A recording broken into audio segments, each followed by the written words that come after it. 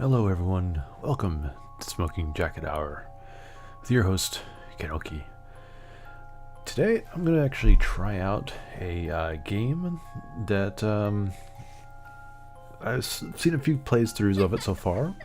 One of them was, I believe it was WTF by TotalBiscuit, and kind of piqued my interest. I'm kind of into these interesting little puzzle-type games, as they were. A couple people have said it's a, as you should probably start off with, actually this is Gravity Ghost. Probably be more appropriate.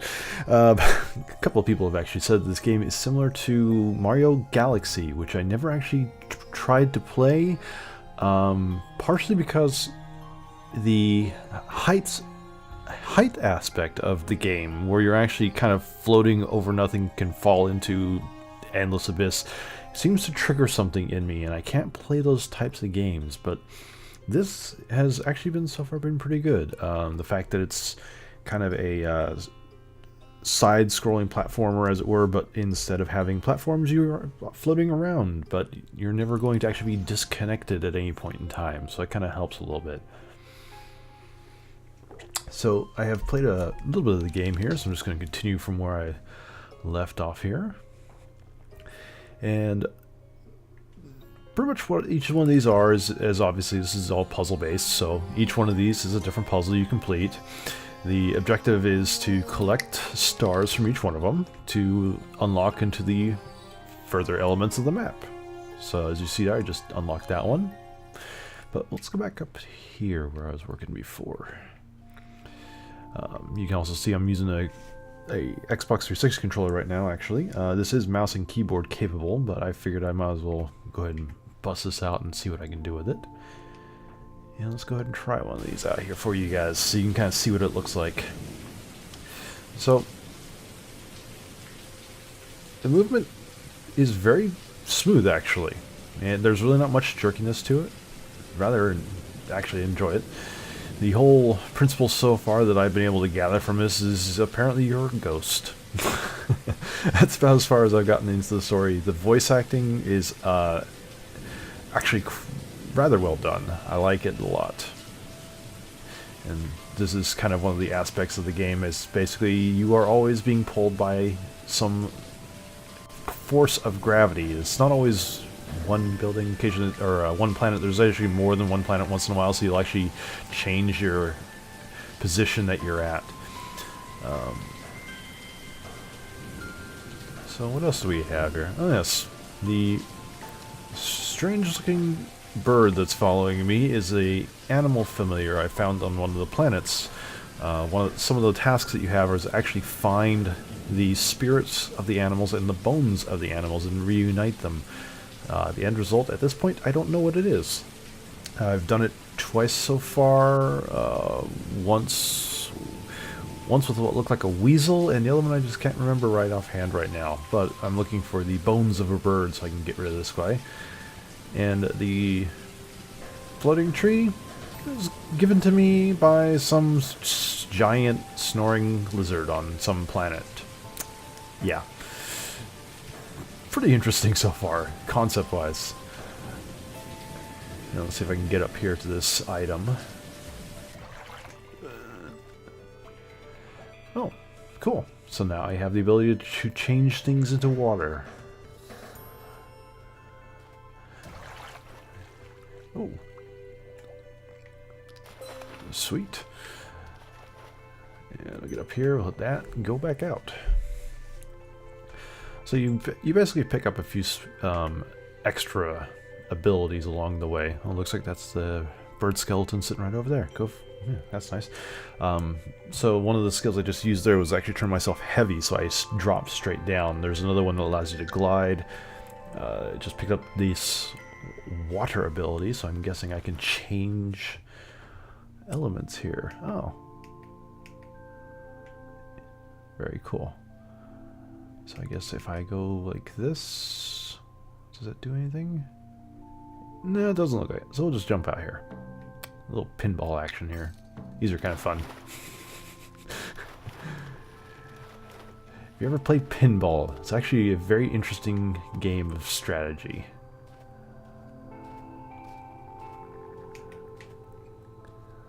Used to play a lot when I was younger. Way back when. Way back when you had to walk uphill both ways when it was snowing. Yeah. Let's see. I want to get that other little star piece, or flower piece actually. It extends the length of the hair, which I guess which helps with I believe it helps me with trapping some of the animals. There we go. I can kind of fly out here like this. Yeah, there we go. Let's see, get up here by the door. Press that, get out of there. Alright, it's good.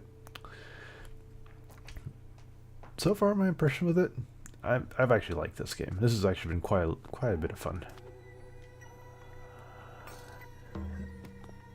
Terraforming planets uses up here. Oh, there you go. There's my answer.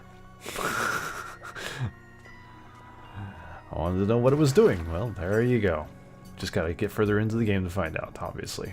Because, you know, this has been actually really kind of nice because in some of the aspects of the game, you don't really know what you're doing yet.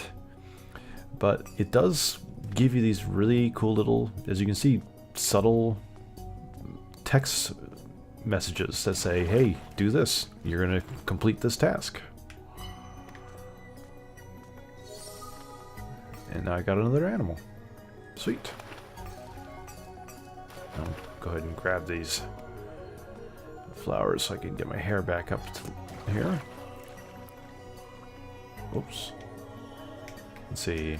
Where is it? Oh, there's Glide.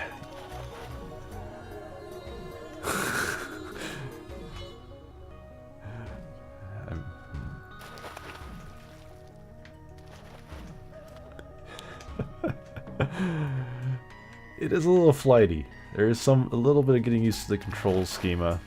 The controller actually just completely rotates around the axis. So you don't actually press like left or right to shift around the planet. You actually rotate the stick around the actual planet.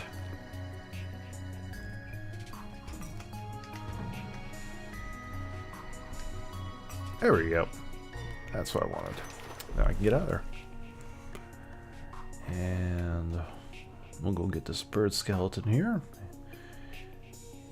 Can't terraform if your hair is too short. Well, that's good to know. Oh. Interesting, yes. Let's see.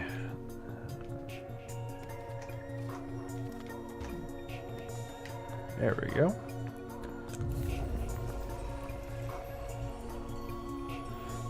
Give this bird back to his original body, I guess. I hope you're not angry.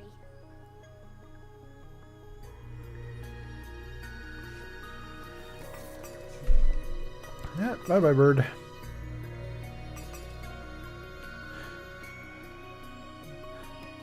And that's the nice thing is it actually leaves a bunch of little flowers behind once you complete one of the animal tasks.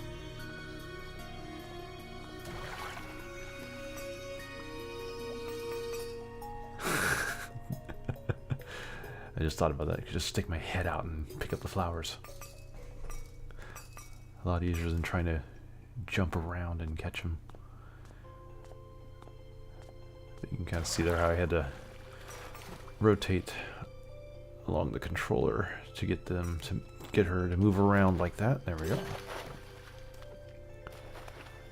Let's see. Yeah, I don't think there's anything on this planet, but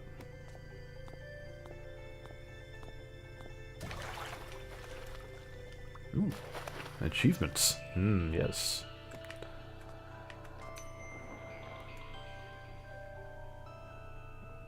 Oh, and there's even occasional cutscenes through this to kind of expand on the story of the main character here. Which, now I'm thinking about it, all aboard the T train. Next stop, Tummy Town. Population T. I'm trying to remember like a whirlpool, Lilaven. Trying to remember the Here, please. the lead character's name here. Their tea is so much better than Hickory's. Ah, that young lady's got her hands full. Are you helping out at home? I help by not being home. Ha! We'll have some veggie pot pies, and then you can take the rest to her. Okay. Your cooking is better than hers, too. What's your secret? Eddie? Eddie?